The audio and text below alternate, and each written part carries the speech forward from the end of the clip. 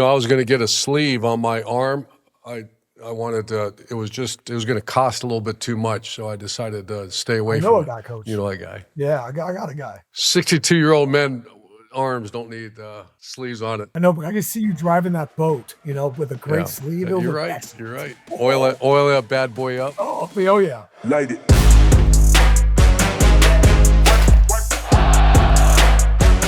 The Triple Option is presented by Wendy's. Get yourself a $4 Biggie Bite, $6 Biggie Bag, or an $8 Biggie Bundle now at Wendy's. The Triple Option presented by our great partner, Wendy's, the legend Urban Meyer, Rob Stone, our good friend Mark Ingram, Deuce. You know where he is right now, Coach? Oh, yeah, Vegas. Sure I do. Vegas. They send pictures. So Southern Highland, one of the favorite courses in the country. Running in Vegas. Said he played well. Deuce. I think he's doing more than just golfing, if I know Deuce. Yeah. Well, last time we were in Vegas was celebrating you with Deuce. We had a late night or two. All right, coming up next, we're going to visit with the new head coach at the University of South Florida, one of your guys, Brian Hartline. Great conversation. Really going to enjoy that. We remember the legendary Lou Holtz, and we discuss yet another presidential vacancy at the Ohio State University. As always, thanks for joining us. We love it when you can rate, subscribe, send us those questions. We're on social media at 3X Option Show. New episodes come your way on YouTube, wherever you get your podcast. And let's begin, Coach, with any given Saturday. Yeah, here we are, 170 days out until the 2026 season kicks off. The big news, what is the future of college football? What is the future of college athletics? You, my friend, were summoned to D.C., to the White House this past week. Quite a list of invitees to discuss the future of college athletics. Real quick, what was that day like? What was the setup? What were the conversations before you really got to the meat on the bone? I've been fortunate to have been to the White House a few times with President Bush when we won it in 2006, then President Obama in, 2008 and 2014, and then a couple times recently. And first of all, I love going. I just love to pay respect to that incredible institution, the White House. So it was really interesting. You get there, and I did not realize this, but you had a lot of the cabinet members of the President Trump there. Marco Rubio was there, and then you had Governor DeSantis, Ted Cruz was there, Scalise from Louisiana, and Susan Wiles, the chief of staff, I believe that's her name. So they had a bunch. Condoleezza Rice was there, and then the 4 commissioners were there. You had Coach Saban, myself. You had a bunch of other athletic directors, and you had the NBA commissioner was there, and Adam Silver. Yeah, so there's a lot of people there, and President Trump opened up about he just wanted to hear what was going on, and how many people actually had time to speak or raise their hand and address the president? Well, you had 5. I believe it was 5. First of all, Marco Rubio spoke. Governor DeSantis. Greg Sankey, the commissioner of Southeastern Conference, and Nick Saban. Those were scheduled speakers, and I think there was one more. But just kind of where we're at, and I think listening, and everybody wanted to, the message was pretty much the same, that they're grateful that the president is listening, to hear the commissioners talk and some of the athletic directors talk about the peril they're in with the fiscal issues that a lot of these universities, and I kept hearing the term unsustainable. So that was kind of the common theme that was expressed. And then, I think we're all educated on what needs to happen for there to be any kind of, I think the bottom line is, I know. The bottom line is there's zero enforcement right now. The NCAA is no longer can set rules and regulations and enforce them. Coach, was it a useful, positive exercise? I think it was incredible. Yeah, I think now what comes of it is, there's also the harsh reality that here's the bottom line, Rob, is that there's something called the antitrust and antitrust exemption. And antitrust is a a law or law that's put into place to keep people from colluding and eliminate competition in the market, which makes a lot of sense. And I've done some research on this. What's happened is the NCAA has gotten litigated against them because I heard there's 37 or 38 different state rules and laws that deal with how student athletes are treated at universities. And so antitrust exemption or limited liability would preempt the state laws, and there'd be now the NCAA can enforce them without automatically getting sued, or you find in like the judge in Mississippi that overruled the NCAA, and that's happened many, many times. The other thing it would do is give, liability to common sense. If the NCAA and everybody agrees that a player should get 5 years for 5 years, so it keeps, it just keeps some common sense in the sport. And then finally, when the president asked me my thoughts, is the collective issue. And so I think the important thing, I know I'm talking a lot, but the important thing is, and I actually spoke to some people, and they said, how you get a group of people there that do not want the players to get paid. That never, of course they're going to get paid. I mean, that I don't know where that comes from, Rob. When these coaches just don't want the players to get paid. I'm not sure where you didn't listen if that's what you're saying. So of course there's there's a revenue share, and then there's NIL opportunity. Those are two ways that players can get paid, should get paid, and that keeps the sport and everybody moving in the right direction. When you have revenue share, collective, and NIL, that's when things are starting to get out of whack. And my recommendation was eliminate the collective. The university can simply revenue share, and that is it. And then let the free marketplace take care of any real NIL opportunities. If you had more time to speak, what are some of the other things that you would have shared with the committee, with the president? Yeah, I think what I found out in my research here in the last couple months is that there's no step 2 unless you get step 1. There's no 2 unless you get antitrust exemption, because you can't, whatever you say, they say, okay, we want to limit, the transfer portal. Well, they'll get sued and they'll lose. So why are we talking about that anymore? You can't have that conversation. We want to limit the collectives and all this. Well, you're going to lose. You're going to get a lawsuit and you're going to lose. There's going to be a judge in some state that say, no, you can't do that. So without 1, there's no 2, 3. So you asked me though, I would get 1. Number 2 would be transfer portal. 1 is antitrust exemption. Number 2 is going to be control the NIL, eliminate collectives, and have NIL be legitimate name and likeness, which is great. I even said this in the meeting, that's America. Should you profit from your name and likeness? Absolutely. That's what our country is built on. Number 3 is the transfer portal. Get control of that. And my recommendation is they get 1 free one, and then after you graduate, you get another one. And then finally, the eligibility piece, that you get 5 to play 5. Enough with the red shirts, enough with the 40%, 80%, 20%. He got hurt, he didn't get hurt, she got hurt, whatever. It doesn't matter. When your clock starts, you get 5 years to play 5. Now, there's a couple other things down the road, TV rights and scheduling, et cetera. But those are the things I would focus on. Yeah, I would love to see, and I think it will happen, some student athlete representation. Oh, sure. And again, not every student athlete is an apple to apple, right? The college football player at the University of Florida is different than the field hockey player at the University of North Carolina or whatnot. But it would be nice that they had a voice. I think it will happen. The other part is, and it's something that I've really liked from the College Football Playoff Committee, Coach, is their ability to kind of reconvene whatever it is every X months and say, hey, how do we do? And then having the ability to pivot and make those changes, right? The changes they made to the playoff format and the seeding after realizing, hey, this is good, but it's not great. Let's make it better. I hope that there's still enough flexibility going forward once we get that first problem solved, right? That they can keep tweaking and refining and making things better for college athletics. But when you walked away from it, did you feel like, hey, we're going in the right direction at least? I did, and then right at the end, one of the senators or one of the government officials made a comment that there's only one way that happened, and this be bipartisan, and everybody comes together and let's get this done.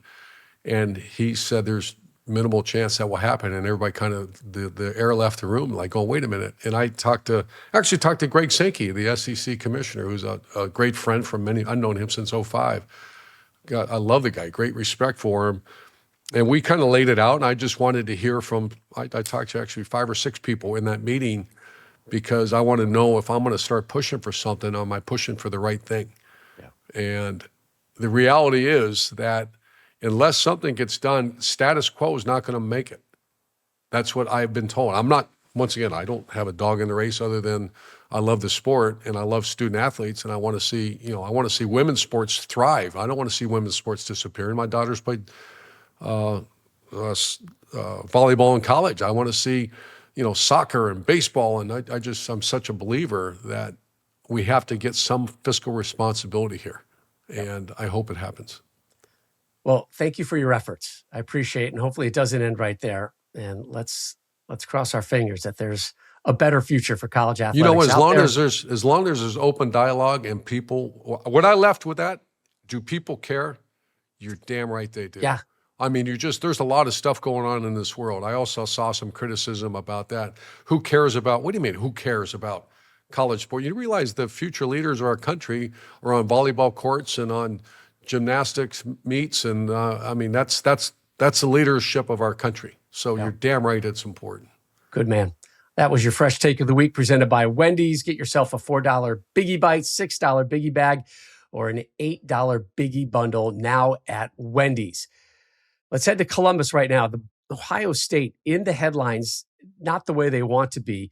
Their president, Ted Carter, resigned after he disclosed to trustees that he had an inappropriate relationship with someone seeking public resources to support her personal business. This has been a bit of a theme in Columbus.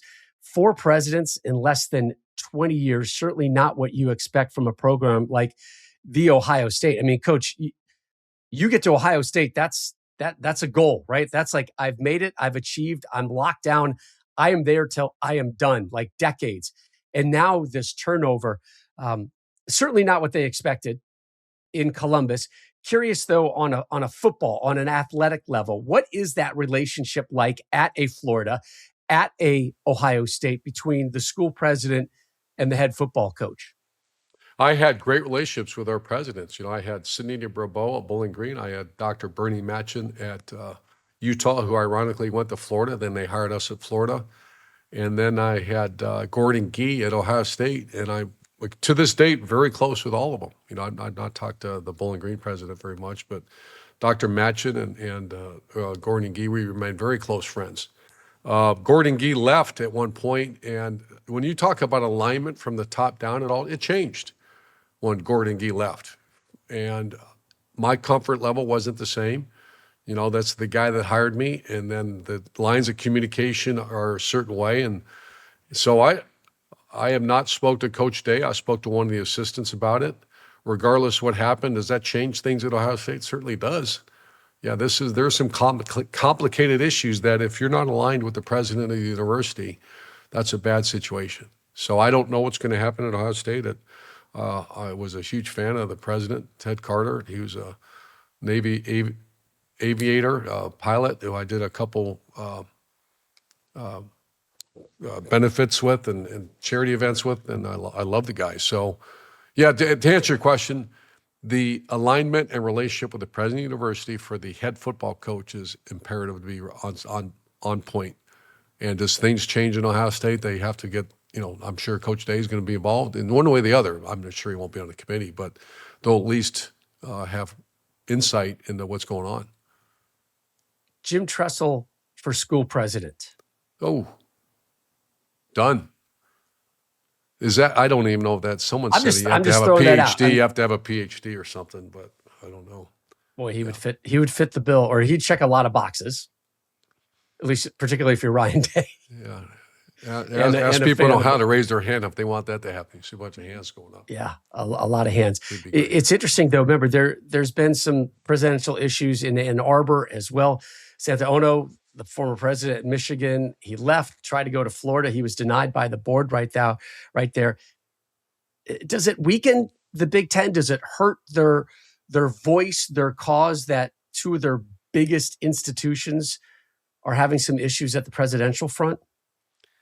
Maybe on the surface, you don't really feel it because, at noon next year in November and Thanksgiving weekend, Ohio State's going to play the Wolverines in Columbus, and it doesn't matter who the presidents are.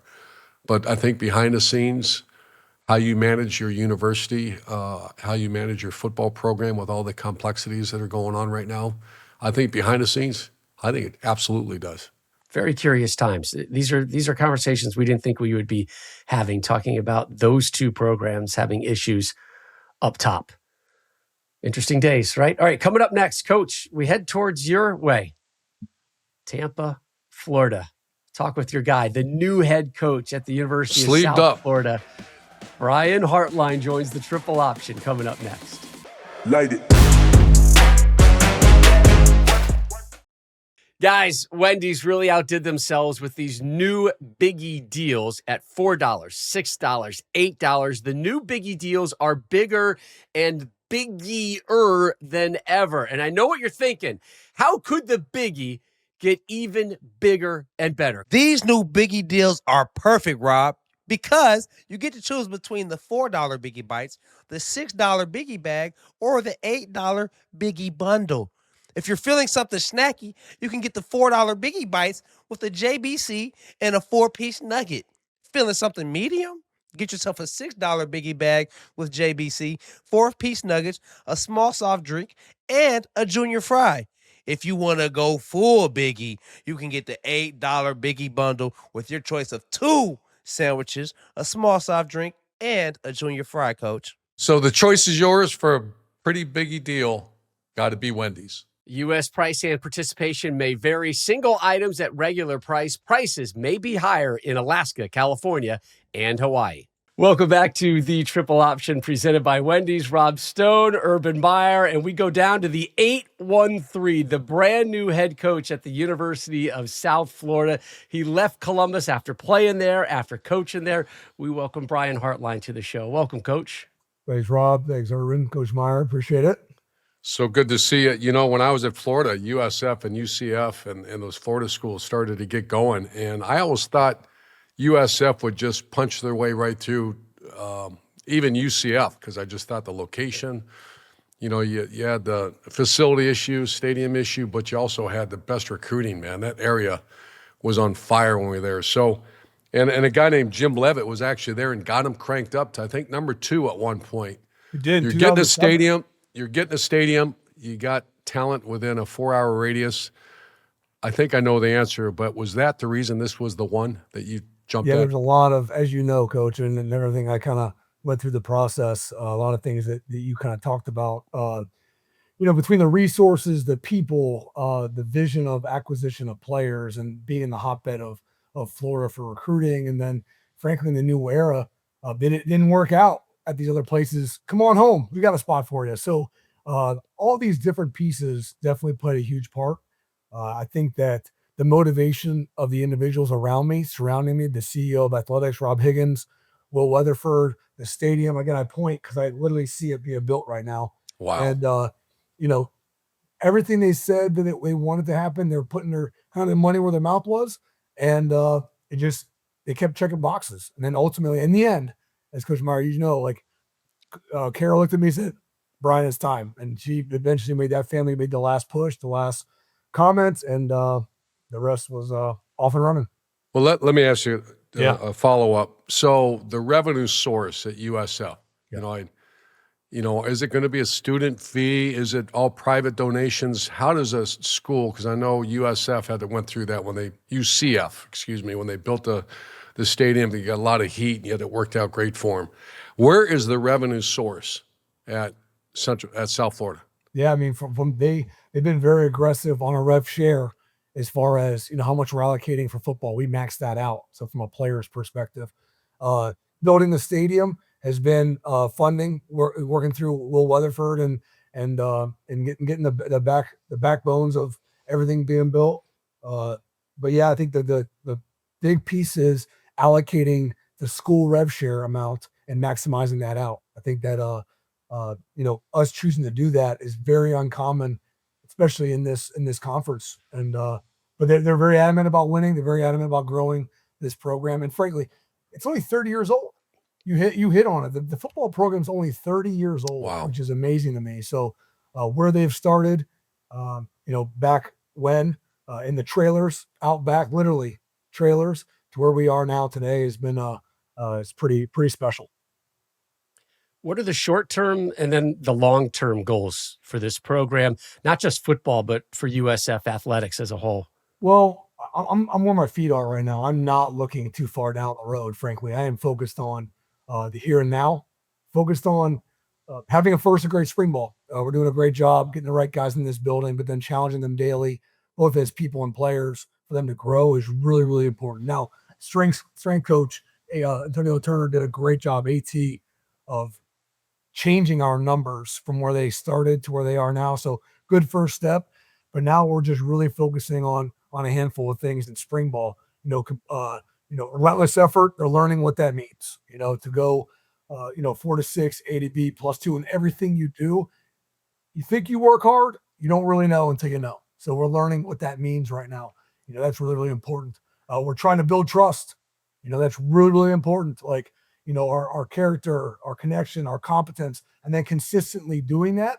Like, the level, the understanding of I can do it once, but I got to do it every time is not normal to most. It's not that you can, it's how often you do. And so they're just understanding this new level of expectations. Really, really, really important. I would say, and then competitive excellence, right? When the ball comes your way, do you make the play? And then do you do it consistently, right? I mean, that's a really big part of spring for us. Every position is, focused in competition right now. I mean, there's no guarantees anywhere. Really, really important. And then, I think individual improvement is just all lumped into some of that. So we're focused on our spring goals right now. Getting some leaders to step up, but to be transparent, my focus is on chasing conference championships. That's where we want to be. We have not done that at USF. Coach alluded to, getting all the way to number 2 in 2007. I remember that. In 2007, USF was number 2. Do you know who number 1 was? The Ohio State Buckeyes. So I remember seeing that back when I was playing at Ohio State in 2007. And but we've never won a conference championship. So for us to do something we've never done, we've got to operate like we've never operated. And that's really our focus going into spring ball. Coach Hartline, real quick, you're talking about building that culture right now, right? And whether it's through the weight room or other things. I sense that some of your players are starting to pick up on this. Coach Meyer is a big fan of social media. He's always out there scouring the TikToks and the Instagrams of the world.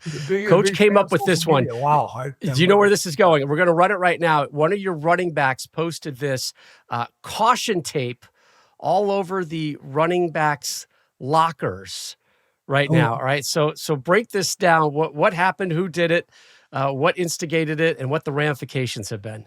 Yeah. So I'm not going to say who did it, but there's an accountability standpoint, for us being, things that don't take talent are non-discussion issues, right? So being late is not ever okay.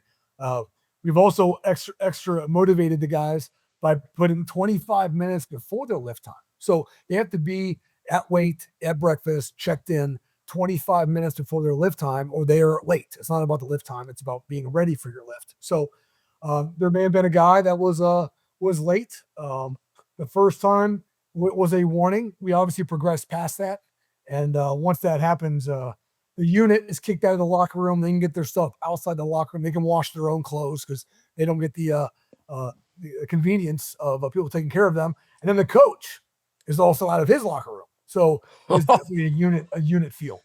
Oh, look at Urban celebrating down there. Oh, yeah. He's like, keep talking, Coach Hartline. This is his magic elixir. I'll tell you what. So I hired. These guys asked me, Coach Hartline, that I offered you a job and you said you turned it down. I don't remember that. I remember seeing a guy that I loved as a player, and you would come around our players. I saw the relationship. I love the Hartline family because you guys are just nothing but grinders, man. Your brother was on our staff, who I'm so happy he's with you. I thought he was a great coach. It shocked me that he couldn't jump in right away after you left Ohio State. And then you hired our old boy, Tim Beck, who was at my house about a month ago. Oh yeah. It was so good to see him. One of my favorite coaches that we hired from Nebraska. So, first of all, did you turn me down? And if you did, I'm shocked I went back to get you, because usually there's one and done. But second of all, talk to us about your staff. Were you able to get what you wanted to get? Yeah. So, yeah, I was that just shows you how silly I was then. I was just getting done playing, coach. Remember, there was a fad where guys would come back and practice with you, Right. getting ready for the bowl game. And my brother talked me into coming back to practice. So I I did. remember that. Yeah. And then there's Terry McLaurin and there's Paris Campbell and Austin Mack. And I was coaching them up as second year players, I want to say. Yeah, so he's like, man, I'd love to hire you. Well, Coach Shiano was kind of the real big one that kind of pushed, because I was over with the defense. And I was like, my heart wasn't there yet. I was like, hell no. I knew the obligation of being a coach, and I was still working through that. So I turned it down. And I remember us getting in contact. I forget how, coach. I got closer to February before spring ball. And the conversation was like, listen, I'd love to be around. Hey, just come in and come and go. If you, whatever, makes you used to the schedule. Schedule's crazy. And I remember looking at you as like, coach, I'm going to do it. And I want them to trust me. I'm going to be there every freaking day. So I'm going to be there for spring. Let's see how it goes. A weekend, coach, I was hooked. And so I remember telling you, coach, I'm in for the year. Let's do this. And, you went all about being super busy. I went back to the receiver room, but that changed my life, coach. So, people always told me I'd be a decent coach, man. I always told them, you're crazy. I'm never doing it. You guys are crazy. The time commitment you guys have. But ultimately everyone else knew I didn't know. But I'll tell you, think of the Bryant Hartline and I've said this on Big Noon, I don't know, 100, 150 times. And we were good recruiters. I mean, at Florida, what you have done, you've changed the game in recruiting. The first round draft picks, high end, your average players are high draft picks. I remember Emeka. He was like, who's this kid, Emeka? And all of a sudden the Rose Bowl shows up, and now he's the best receiver in the NFL. So I hope, and I know you will, and I think how do you hold your coaches accountable for their room? If you can do that, Hart, the way you are as a person, the way you are a grinder, the way you're a worker, if you can get 9 assistant coaches to take care of their rooms, you're going to be good. How are you going to do that? Yeah, so I think, very similar to how we want to enhance players, I think it's the head coach's responsibility to enhance their coaches. And so to get feedback back, again, my job is to enhance everyone around me, and wherever my blind spots are, I got to have great guys in that position to fill my blind spots. Like, that's what great CEOs do. And so I love the idea of enhancing individuals as players, but then the more I got into coaching, I just love trying to enhance individuals. And if I think there's an opportunity for someone to grow, I will give that feedback. Now, just like great coaches or great players, you got to go take that, feedback and then apply the feedback. And that's what great players ultimately do. But I'm hoping to find coaches that were really hungry, that, saw what USF is capable of, but then frankly, through the interview process, they get a feel for me of I'm going to challenge guys. I'm going to ask you to enhance and grow. And frankly, you are the head coach of your unit, right? The goal isn't to win championships. The goal is to be 10 strong, to have 10 units operating at a high level, both from an accountability standpoint, a production standpoint, and a community standpoint, right? That's all of those clear facets are very, very important. And ultimately, however the unit acts is a direct reflection of the coach. Make no mistake, you're either coaching it or allowing it. And so for me, to have that trend, being clear with that, and to be, consistent with that. Now it comes down to me just calling those meetings and holding them true. And when the time is right, maybe lose my casket every now and then. But I think it starts with the people, Coach Meyer. I think you know that. And ultimately, you can only enhance individuals that want to be enhanced.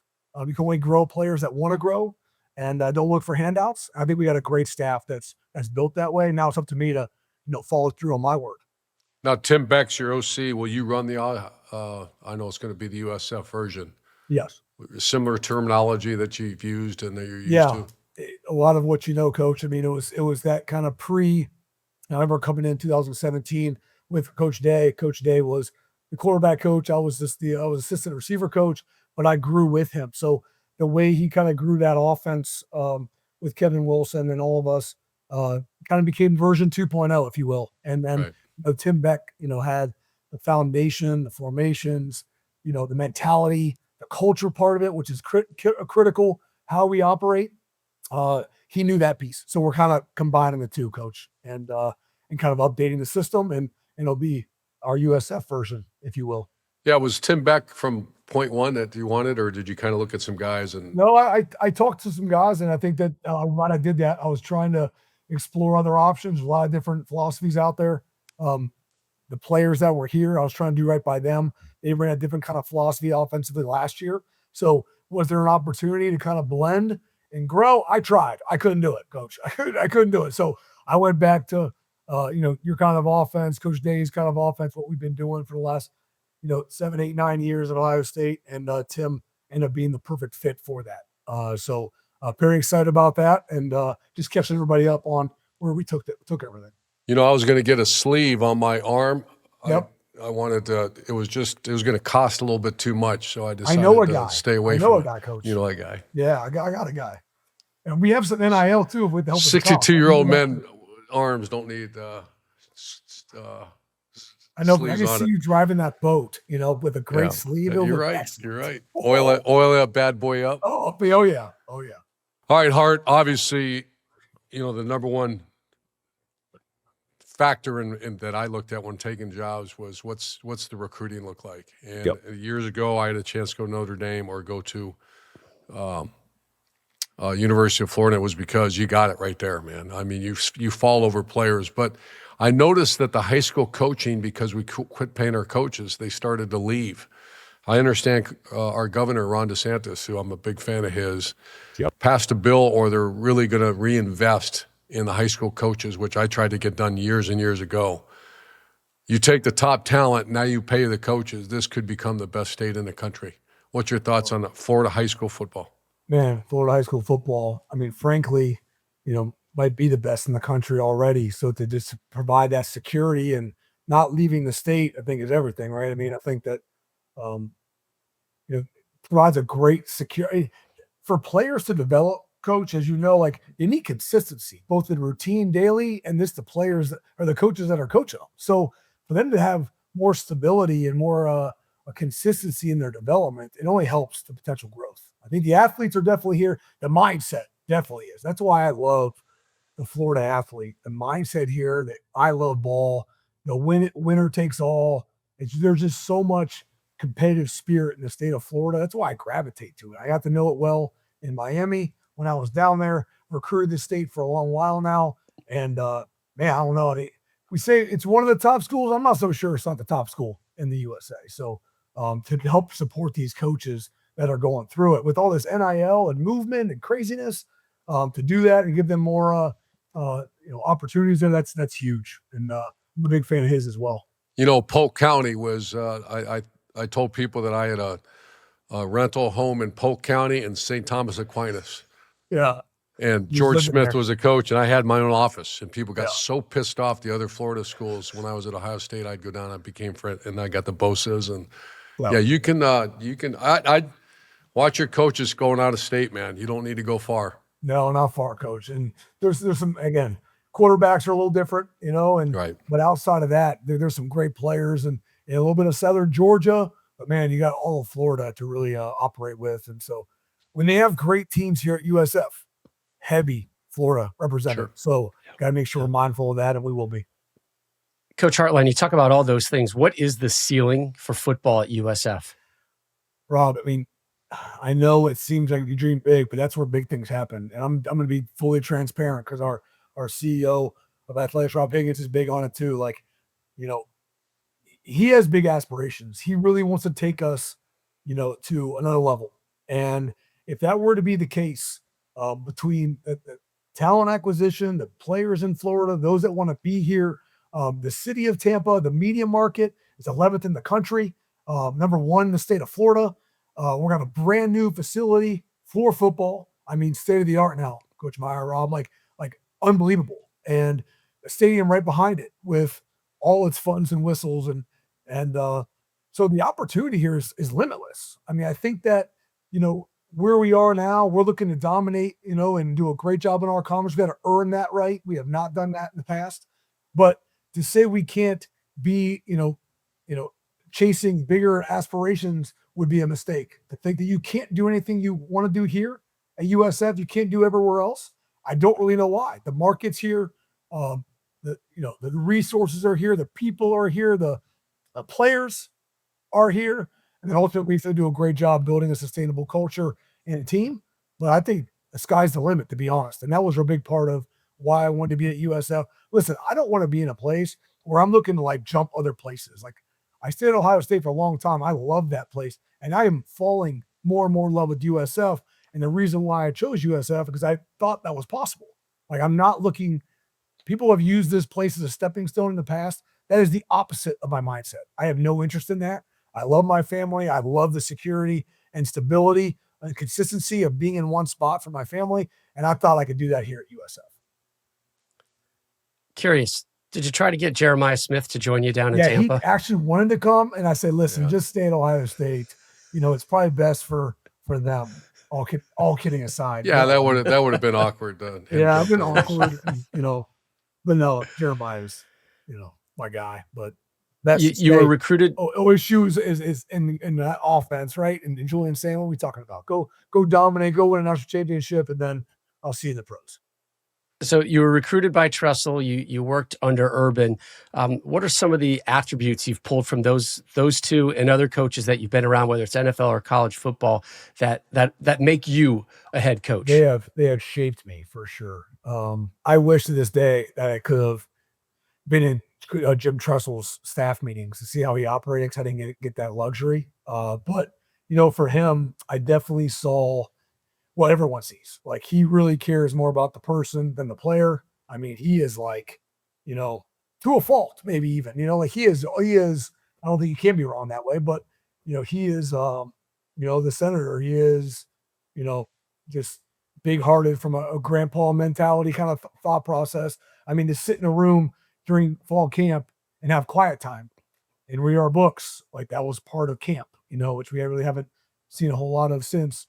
Coach Meyer, I think that his intensity consistently was from a coaching perspective and the way he demanded excellence from his coaches, frankly, and I'm going to be full. I know he's right here, but the way he was able to motivate his players through the players loving their position coach and then him demanding and challenging and going at the position coach ultimately just to get to the players was I love that. And it was it hit a different nerve. And I just thought that, everything was purposeful. It wasn't reckless. It was very harsh and old school a little bit at times, but he knew exactly what was happening.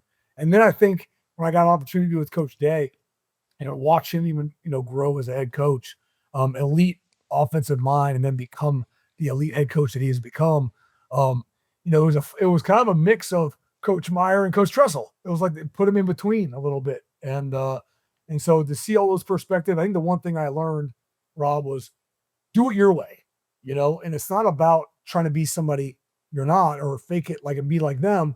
Just do it your way because your way is enough, and be consistent in that way, be convicted in that way. And, but multiple guys can do it multiple different ways and you can still be successful. Awesome conversation, Coach Hartline. Thanks so much for your time. Best of luck. Get yourself to Burns Steakhouse, by the way. I'm already there. Good man. Burns, good man. Meat Market. I mean, I'm getting all the. I think they're taking me in my soft spot. Stovall House. Yes. Yep, going there tonight. So let's go. It's pretty nice. All right, we'll get Urban to jump on his boat and cruise on up to your house and hang out for some spring practice work. My favorite stop up there is St. Pete. Have you done St. Pete yet with your No, wife? it's gorgeous. I've heard it's amazing. Yeah, it's back when I was in Florida, it was just okay. Yeah, it's my favorite place in Florida now. Yeah. Wow. Vinoy, there's a Coach, there's a resort right there. It's fantastic. Take the boat up for a Tampa Bay Rays game. Get yourself to a Rays game, by the way. Yeah, definitely. Awesome. I hope you guys awesome come visit franchise. too. Come to practice and start yelling at people. I'd like it, Coach. Love it. Coach Hartline, Thanks, man. Hart. Best of success Love you, in the 813 in the Tampa area. The new head coach of the University of South Florida, Brian Hartline. Coming up next on the Triple Option, we remember a legend, the late, great Lou Holtz. The college sports world lost an absolute legend last week. The great Lou Holtz passed away at the age of 89. 6 schools he was a head coach at on the collegiate level. Remember, he got to start at William and Mary, jumped to NC State, Arkansas, Minnesota, Notre Dame. He's most famous for winning the national title there. Also the head coach at the University of South Carolina. A lot of folks forget he was in the NFL as well for one season back in 1976 with the New York Jets. I know how much Coach Holtz meant to so many people, particularly you as well. What will you remember and miss most about him, Coach? I love Coach Holtz. Coach Holtz, arguably one of the most loyal guys I've ever been around. You know, I just worked for him in 1996. I got the phone call that I had a chance to go to coach at Notre Dame, and I remember joking around with Shelley saying, "Your husband's going to work at Notre Dame," and that was that obviously propels you in your career. The minute I would tell people, the minute you wear a gold helmet on your shirt, coaching shirt, you walk to the front of the line in the school when you go see a recruit. And I felt that all of a sudden here, hey, they didn't know my name, but a coach from Notre Dame's here. And then you just learn his expertise. He was a walking encyclopedia of how to motivate and maximize people. And his speeches, I've seen hundreds come across my phone since he passed away, and I've seen most of them, but such great wisdom. And then I was humbled by my access to him that I tell people the story that we beat Arkansas to win the Southeastern Conference, and we find out the next day that we're in the national championship. I have 40 days to get a team ready, and I honestly sat there and I said, I have no idea what to do. So, of course, the first phone call was to Lou Holtz. And an hour later, I didn't only know what to do, I knew how to do it, and I did it. And without Coach Holtz, and there's so many stories like that. Give me a story, though, because there's people just, he's like, we talked about Bobby Bowden a couple days ago, right? He's one of those guys that people just gravitated to and they wanted to hear him. And he was so entertaining in the way that he told stories, but it was more than just entertainment. It was motivational. It was uplifting as well. He was just one of those personalities, Coach, where when you walked away from him, you felt better, stronger, smarter, and that you had been in a privileged spot. In 1996, Notre Dame was looking for a receiver coach, and several people said, Coach Urban, you got to go get that. Coach, you got to go get that. And I became very good friends with his son, Skip Holtz, and Skip Holtz went to see him at the convention. I can't remember where it was at, and said, you should hire Urban Meyer for the spot. And Lou Holtz said, I know who I'm going to hire. I don't want to even talk to him. I'm done. And so all of a sudden I get a phone call from Skip 10:30 the night before. He says, hey, it doesn't look good, but just meet me at 6:30 in the morning and be prepared to meet Coach Holtz. We're going to go have breakfast before he flies out of there. So he doesn't tell, Skip does not tell Coach Holtz that I'm going to meet with him. And again, he asked Coach, he said, please meet with this guy. And Lou Holtz says, I'm not meeting with this guy. I'm done. I know what I'm going to do. And then all of a sudden I'm standing right there, and he walk around the corner to go have breakfast together. And he says, hey, it's Coach Meyer. This is Lou Holtz. And Lou Holtz looks right at Skip and gets so pissed off, like. And then an hour and a half later, he says, I'll call you tomorrow. And he called me tomorrow and said, because I got to spend some really good quality time with him. And next thing I know, I was on a plane to South Bend and ended up getting hired. And then his wittiness, the stories he would tell about, he says so much pressure was on him at Notre Dame. They won a national title and they finished second in the country the next year, and he's a bum. And he says, I finished second in the country and they call me a bum. There's people that finish last in med school and they call him doctor. So he said it really wasn't fair. And then the best one, he said, I'm so slow. I'm such a bad athlete. I got in a race with a pregnant woman and finished third. So just nonstop sense of humor. Arguably the greatest speaker. Yes. Of certainly our generation, but one of the greatest of all time. So back in the day, Coach, when I worked at ESPN, I was on a midweek college football game crew with Mark May and Reese Davis and Lou Holtz. And I was the reporter, and we were doing like random games, MAC games, and here and there in the middle of the week. And I remember the first time I got there, everybody's kind of got their rental cars. We had our meetings, and then we had to go somewhere else. And Reese and Mark piled into their car like lightning quick. So there was no option for me. And they're like, you're with Coach Holtz. And I'm saying to myself, Urban, I'm like, hell yeah, I get to drive with Coach Holtz. This is amazing. Wow. I can't wait for this. let me tell you, that drive, that was a white knuckler. Yeah. Now, like, I know why those guys put me in that car, because Coach Holtz can drive quickly. Let's put it that way. And stop signs and other things can be optional. So it was a white knuckle drive with him. They're cackling at me when we get back. But he would drive, and he always had this look, Coach, of a Florida grandfather that I would think of when I was a little kid. He had that pipe all the time. He had that soft cashmere V-neck kind of golf sweater. Light blue with the Notre Dame on it. Yeah. Right? It was so great. And we worked this game in Orlando together. And again, he and I were driving to the game together. And, coaches, you guys don't know where to park, right? You and I got driven to an Oklahoma game with Bob Stoops, right? The coaches, they just keep driving, right? They're like, how I should be able to park literally in On the in the 50-yard tunnel. line. Yeah. Right? 50-yard line. So I'm driving to the old Citrus Bowl with Coach Holtz, and he just keeps driving by the parking attendants who are like waving flags and putting up hands, whatever. Coach Holtz, when I say Coach Holtz pulled up next to the Citrus Bowl, I'm saying I could barely get out of the passenger door because it was right next to the concrete of the Citrus Bowl. Coach didn't care. Threw his keys underneath the mat, door unlocked, car smelled like pipe, and off we went to work. And No one touched the car. No, actually, Oh, did do you they? know who touched the car? Rob Stone. This idiot touched the car. I knew his keys were there, and I talked to our producer. I was like, hey, we were encouraged to have fun. Let's put it that way. And we filmed me taking Coach's car out of the lot and just driving off in the distance. And they aired it live, and Coach was kind of pissed because he needed to be somewhere right after the game. And the whole time he's like, with his beautiful Lou Holtz lisp, right? It was, Rob, where are my keys? Where is my car parked? I need to get out of here. I got a golf date coming on up. He was petrified of it, but it was just absolute beauty. He was one of one, and he has missed for sure, man. Absolute legend, Coach Holtz. Well, that does it for the Triple Option. Make sure to follow, subscribe, rate us on YouTube, Apple Podcasts, Spotify, wherever you get your podcasts, as well as across social media. We are at 3X Option Show. Thanks for joining us, and always thanks to our wonderful sponsor, Wendy's. We'll see you next time on the Triple Option.